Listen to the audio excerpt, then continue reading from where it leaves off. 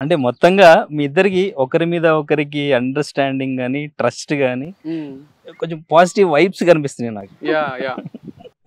అంటే positive persons మేము. Positive souls, pure souls. మాకు లోపల కుళ్ళు, కుతంత్రాలు, ఒకరిని మోసం చేయాలనో, లేదా మమ్మల్ని మేము మోసం చేసుకోవాలనో అవి లేవు మాకు. మా నవ్వులనే తెలిసిపోతది అది. మాకది ఇన్‌బిల్ట్‌గా లేదు. అందుకు మేము ఎప్పుడు ట్రావెల్ చేసినా, ఇక్కడ ట్రావెల్ చేసినా నా కష్టం తనకు అర్థమైతుంటది. తను హార్డ్ వర్క్ చేస్తుందని నాకు అర్థమైతుంటది. అందుకే నాకు రాంగ్ డిసిజన్ అని ఒక్కరోజు కూడా అనిపియలే. నేను బ్రాండ్ అంబాసిడర్ కావాలని పెట్టినప్పుడు నాకు కొన్ని మెసేజెస్ వచ్చినాయి. ఎవరిని ఇంటర్వ్యూ చేసే లోపలనే తనే ఓకే అయిపోయింది.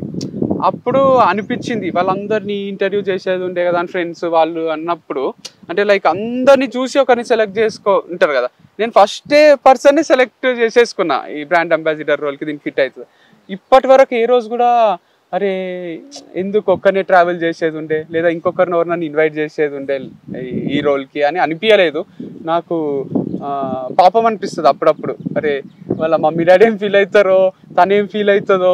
అంటే ఇంత టఫ్ ఈ ఫీల్డ్ వర్క్లకు దించినా కదా, ఇది ఆఫీస్ వర్క్ ఏం కాదు కదా అనిపిస్తుంది. టైంకి ఫుడ్ పెట్టియా, మధ్యాహ్నం ఆ టైంలో కూడా 1-2కి అంతా లంచ్. అంటే నేను కొంచెం హెవీ బ్రేక్ఫాస్ట్ చేస్తా. చాలా మందికి లైట్గా ఏదో బ్రెడ్ ఆమ్లెట్ 2 ఇడ్లీలో తిని వచ్చేస్తారు. తను అట్లనే మామూలుగా తింటుంది. లంచ్ టైంలో ఆకలి అయితే చెప్పది మొహమాటం. నాకు ఆకలి అవుతుంది ఎక్కడికన్నా పోదాం హోటల్కి, అట్లా ఏం అనదు అనమాట. నేనేమో ఈవినింగ్ వరకు కూడా లేకుండా ఉంటా. సో అవన్నీ కొన్ని అనిపిస్తుంది డిస్కంఫర్ట్లో పెడుతున్నానేమో అని. పడని కష్టపడని ఈ ఏజ్లో కాకుండా ఏజ్లో పడుతుంది. సో మీకు మళ్ళీ మ్యారేజ్ చేసుకునే ఒపీనియన్ ఉందా? ఏం లేదు, అంటే ఏం ఆలోచిస్తలేను. లైక్ న్యాచురల్గా ఏమైనా జరిగి మళ్ళీ ఒక పర్సన్ వచ్చి ఏమన్నా అయితే ఆర్గానిక్ ఫార్మింగ్ లాగా జరగాల, మెరుపులు మెరిపి అట్లా ఏమన్నా అయితే చేసుకోబుద్ది అయితే చేసుకుంటా. ఇప్పుడైతే నా లవ్ అంతా ఫార్మింగే. సో ఇదే నా జీవితం. సో ఏదేమున్నా కూడా నాకు ఈ న్యాచురల్ ఫార్మింగ్ అనేదే నాకు కిక్కిస్తుంది. అంటే ఎవ్వరు వద్దనిపిస్తుంది ఒక్కొక్కసారి. ఇక్కడనే ఫీల్డ్లోనే ఉండబుద్ధి అవుతుంది, ఇక్కడనే పండుకోబుద్ధి అవుతుంది చెట్టు కింద. అంత పిచ్చి ఉంది. సో ఈ పిచ్చిలో వేరే పర్సన్, ఒక లవ్వరో ఒక వైఫో కావాలనిపిస్తలేదు. Okay right. దీని గురించి ఇంకా మాట్లాడు. మీ ఒపీనియన్ ఏంటి లవ్ అండ్ మ్యారేజ్ మీద? ప్రస్తుతానికి ఇప్పటికైతే ఏం లేదు. ఫస్ట్ ప్రొఫెషన్గా కాన్సన్ట్రేట్ చేద్దాం అనుకుంటున్నాను అంతే. I want to prove my self for me, ఎవరికో కాదు. నా కంఫర్ట్ జోన్ నుంచి నేను ఎంతవరకు చేయగలుగుతాను, ఏం చేయగలుగుతాను అనేది ఇదే ఛాలెంజింగ్ వచ్చింది. So I took that chance అనమాట అంతే. నేను ఇది యాక్సెప్ట్ చేసి ఇది నా వల్ల అవ్వగలుగుతుందా లేదా. సో నాకు అనిపించింది దీనికి మించిన ఇంకా కష్టం ఏది ఉండదని. ఎందుకంటే మిట్ట మధ్యాహ్నం ఫామ్లో తిరగడం చెప్పులు లేకుండా, అదంతా దానికి మించిన కష్టం. ఏసీలో కూర్చొని వర్క్ చేసేది అంతేం ఇబ్బంది ఉండదు అనిపించింది. ఇదే చేయగలుగుతున్నప్పుడు ఇంకేదైనా చేయగలుగుతానని అనిపించింది అంతే. అండ్ పెళ్ళే ఉంది, ఎప్పుడైనా చేసుకోవచ్చు అంతే. రైట్. సో అండ్ ఇంకా మీ విషయానికి వస్తే, మీరు ఎంతో మందిని లవ్ గురించి, లైఫ్ గురించి మోటివేట్ చేస్తూ వస్తున్న పర్సన్. లాస్ట్ ఇంటర్వ్యూలో కూడా మీ ఇద్దరిని చూసినప్పుడు, మీ స్టోరీ విన్నప్పుడు నాకు కానీ వ్యూవర్స్కి కానీ చాలా బాగా అనిపించింది. సో బట్ ఇది ఎందుకు అడుగుతున్నానంటే, చాలామందికి యూజ్ అవ్వచ్చు. సో లైఫ్ ఎలా ఎప్పుడు ఏంటో అని అవుద్ది, మనం అప్పుడు డెసిషన్ ఎట్లా తీసుకోవాలి, ఎలా మనల్ని మనం స్ట్రాంగ్ చేసుకోవాలి అనే దానికి యూజ్ అవ్వచ్చు అని అడుగుతున్నాను. సో అంత బాగున్న మీకు నాకు తెలుసు, అంటే అందరినీ మోటివేట్ చేసే స్టోరీస్ చెప్తున్నారంటే మీకు చాలా అండర్స్టాండింగ్ లెవెల్స్ ఎక్కువ ఉంటాయి, ఈజీగా అండర్స్టాండ్ చేసుకోగలుగుతారు ఒక పర్సన్ని అనేది నేను నమ్ముతున్నా. ఎందుకంటే మీ బ్రదర్ని ఇంటర్వ్యూ చేసినప్పుడు కూడా మనకి ఏదైనా అర్థం కాకపోతే దాన్ని ఒక 2-3 ఎగ్జాంపుల్స్ చెప్పి ఆయన ఎక్స్ప్లెయిన్ చేస్తాడు. సో మీరు కూడా అదే వేలో స్టోరీ చెప్పినప్పుడు చెప్తుంటారు కదా.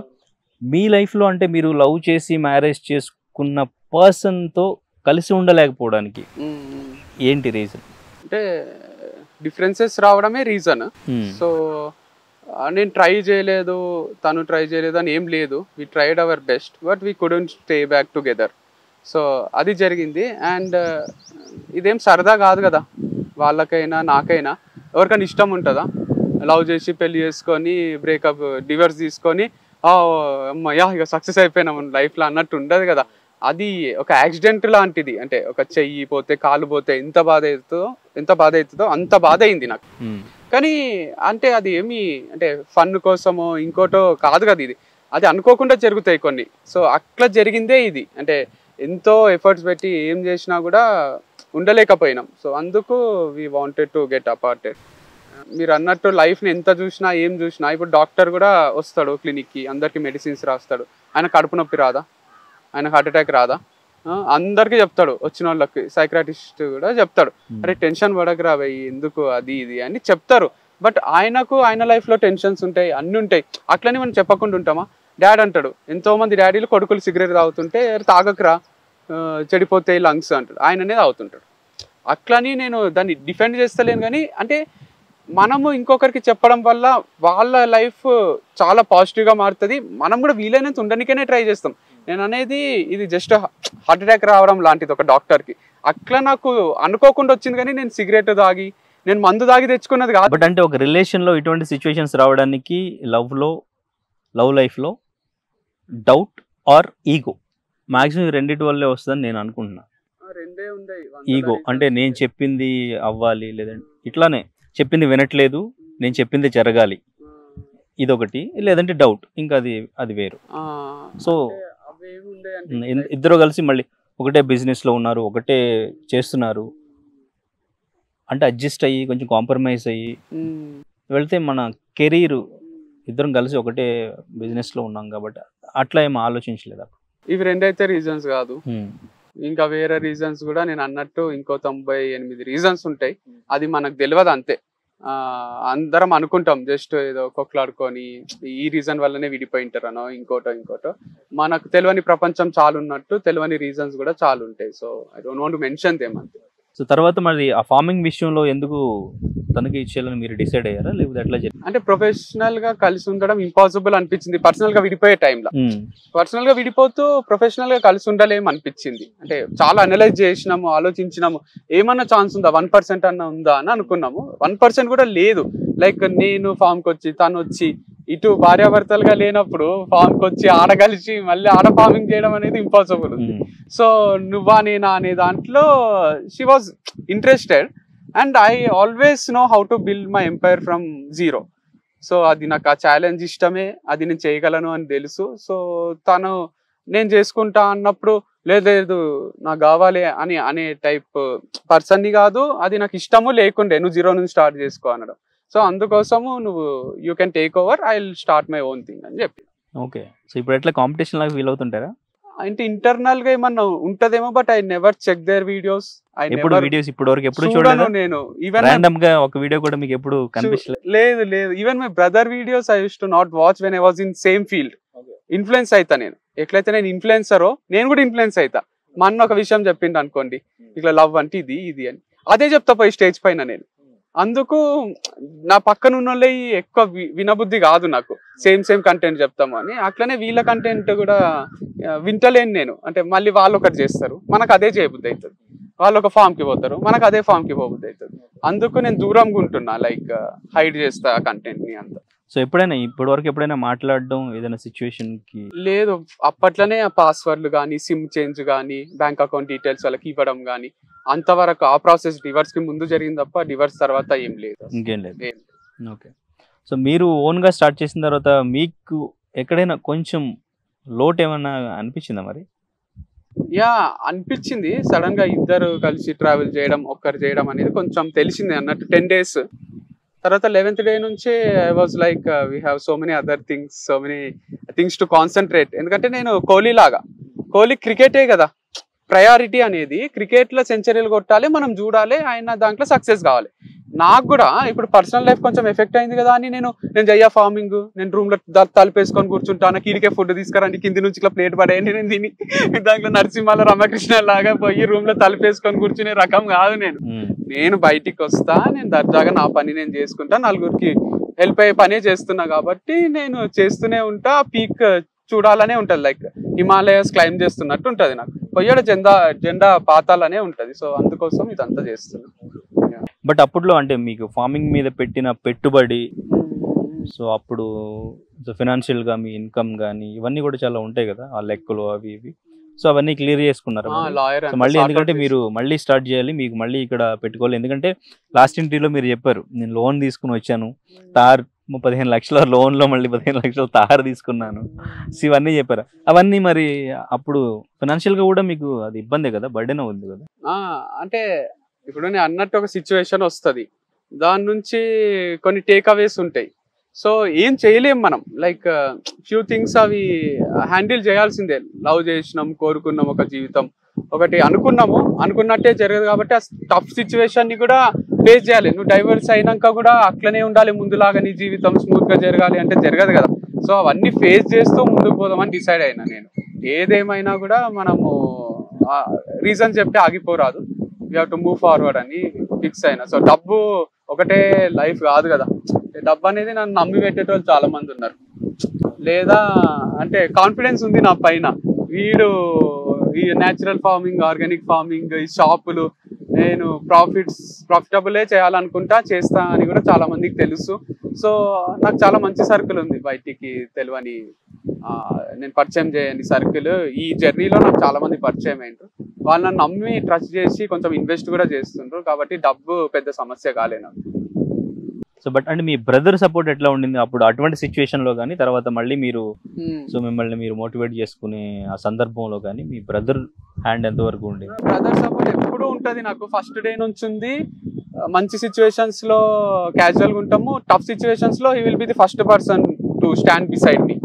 అంటే ఎంతవరకైనా సపోర్ట్ చేస్తాడు. ఇంత అంతా ఉంటది కదా, మన క్యాల్కులేషన్స్ ఉండేవి తనకు, లైక్ ఆ ఎమోషనల్ కనెక్టే ఉంటది మా ఇద్దరి మధ్యలో. అందుకే మేము ఆ బ్రదర్ సినిమా అది కూడా మళ్ళీ మళ్ళీ చూస్తాము. లైక్ మేము అంటుకొని ఒక్కటి ఉండము, అంతేగాని మా మధ్యలో బాండ్ అంతా సేమ్ ఉంటది. సో మేము కొంచెం దూరం దూరం ఉన్నప్పుడు కూడా ఎప్పుడు కూడా ఫోన్లు ఎత్తకపోవడము అది ఉంటది. ఫస్ట్ రింగ్కే ఎత్తే టైప్ మేము. ఒకరి ఫోన్ ఒకరు కాల్ వెయిటింగ్ వస్తే కూడా, ఎవరు కాల్ వెయిటింగ్ వచ్చినా నేను పట్టించుకోను అసలు, లేదా మా అన్న పట్టించుకోడు. నా ఫోన్ వస్తే వాళ్ళది కట్ చేసి నాది ఇస్తాడు, మా అన్న ఫోన్ వస్తే వీళ్ళది కట్ చేసి నేను మా అన్న ఫోన్ ఇస్తాను. ఇక్కడనే మీరు అర్థం చేసుకోవచ్చు మేము ఒకరికొకరం ఎంత ఇష్టం. Okay, right. సో మరి మీరు ఈ మోటివేషనల్ స్పీచెస్ అనేవి ఆపేసారా, చెప్తున్నారా? ఆపేసిన. ఇన్విటేషన్స్ వస్తున్నాయి, మొన్న మల్లారెడ్డి ఇన్స్టిట్యూషన్స్ నుంచి కూడా ఒకటి వచ్చింది, అది చూస్తా ఇగ్నోర్ చేస్తా. ఎందుకు అంటే ఫోకస్ చేయలేను అన్నిటిపైన. లైక్ పోయి అది చూసినంత ఈజీ ఉండదు. స్టేజ్ పైకి ఇన్వైట్ చేస్తారు, ఇక పోయి లైఫ్ గురించి చెప్పాలి, దిగాలన్నట్టు ఉండదు. దాని వెనకాల కూడా ప్రిపరేషన్ ఉంటది. మేము ముందు 10 రోజుల నుంచి మా మైండ్ లో అవే రన్ అవుతుంటాయి. ఇది ఇట్లా చెప్పొచ్చు కదా, ఈ కాన్సెప్ట్ చెప్పొచ్చు కదా. ఇప్పుడు అంతా నా మైండ్ లో అంతా ఓహో ఇప్పుడు ఈ వంకాయలు వేయొచ్చా, ఈ టైంకి ఇట్లా బీరకాయలా, ఇప్పుడు కట్ చేయాలా, ఫామ్ ఏం జరుగుతుంటది, షాప్ ఏం జరుగుతుంటది, ఇదే తిరుగుతుంటది. మళ్ళీ నేను లైఫ్ గురించి మాట్లాడలేను ఇప్పుడు, అందుకే గ్యాప్ తీసుకున్నాను. సో బట్ అంటే ఈ మీకు జరిగిన ఈ సిచ్యువేషన్స్ కి దానికి ఏమైనా మీకు ఏమైనా కాన్ఫిడెన్స్ తగ్గడం, అరే మనం చెప్తే మళ్ళీ మనకి కామెంట్ ఏం చేస్తారో, ఇటువంటిది ఏమైనా ఆలోచించారా? అటువంటిది ఏమైనా ఆలోచిస్తారా అసలు మీరు? అంటే నాకు ఏమనిపించింది అంటే, ఈ సిచ్యువేషన్ సముద్రంలో పడిపోయినట్టు అనిపించింది. నాకు ఈత వస్తుంది, బావిలో చెరువులో కొట్టడం ఈజీ. సముద్రంలో పడిపోయినాక సముద్రంలో ఒకసారి ఇక కొట్టి మనం బయటికి వచ్చినాక మునిగిపోతా అనిపించింది. బట్ నేను వచ్చేసిన బయటికి, ఒడ్డుకు చేరుకున్నా. ఇక తర్వాత నన్ను ఏది భయపెడతలేదు. లైక్ నా కాన్ఫిడెన్స్ ఇంకా ఎక్కువైంది. అరే మనం ఏమైనా సాధించవచ్చు, ఏమైనా చేయొచ్చు, లైఫ్ ఇదే చూసినాం కదా, ఇవన్నీ చిన్న చిన్నవి కదా, ఎవరైనా బాధపడుతున్నా ఏడుస్తున్నా చిన్న చిన్న వాటికి నవ్వొస్తుంది. రే వీళ్ళు ఏం చూడలేదు ఆ లైఫ్ లో, ఎందుకు ఇట్లా చేస్తుంటారు అనిపిస్తుంది నాకు. ఓకే. సో అంటే లవ్ బ్రేకప్ అయిన వాళ్ళు కూడా ఫీల్ అవుతుంటారు, టఫే అది. బట్ స్టిల్ నాకు నవ్వొస్తుంది, అరే మనం చూసినది ఎంతో ఎక్కువ ఉంది కదా అనిపిస్తుంది. ఓకే, కాన్ఫిడెన్స్ పెరిగింది, తగ్గలేదు అసలు. సో మీరంటే తనతో ఎన్ని రోజులు జర్నీ చేసిన తర్వాత తన గురించి, తన లైఫ్ గురించి ఏం తెలుసుకున్నారు? ఎట్లా అనిపించింది తెలుసుకున్న తర్వాత? బేసిక్ గా నేను ఫస్ట్ ఇంటర్వ్యూ చూసింది బ్రేకప్ డివోర్స్ ఇంటర్వ్యూ అన్నమాట. అప్పుడు అసలు ఏంటి వంశీకృష్ణారెడ్డి అంటే వాళ్ళిద్దరు కూడా లవ్ చేసి డివోర్స్ అయ్యారు కదా, అసలు ఏమైంది అనేది అప్పుడు ఐ డ్రీమ్కి ఇంటర్వ్యూ ఇచ్చినప్పుడు చూసినప్పుడు అనుకున్నా ఏంటి, కొన్నిసార్లు ఏం మాట్లాడుతున్నాడు ఈయనే అనుకున్నాను. దాని తర్వాత కొన్నిసార్లు నేనే కనెక్ట్ అయ్యాను. 0 నుంచి రావడం, మళ్ళీ నేను 0 నుంచి మళ్ళీ హై ఎలా రావాలి అనడం కూడా అది ఇంపాసిబుల్, ఎవరికి కూడా ఇట్స్ ఇంపాసిబుల్ కదా.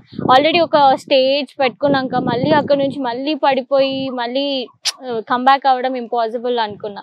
దాని తర్వాత 1 వీకే నాకు కాల్ వచ్చింది. సో అప్పుడు అనుకున్నాను ఓకే ఇంటర్వ్యూస్లో కొంచెం డిఫరెంట్గానే ఉన్నాడు ఈ అబ్బాయి అనుకున్నాను. బట్ కలిసి ఒక వారం అంతా నేను చాలా కాన్షియస్గానే ఉన్నాను, ఎందుకంటే ఈయన ఎలా ఉంటాడో ఏంటో, ఇంటర్వ్యూస్లో ఇంత ఓపెన్గా చెప్తాడు కదా.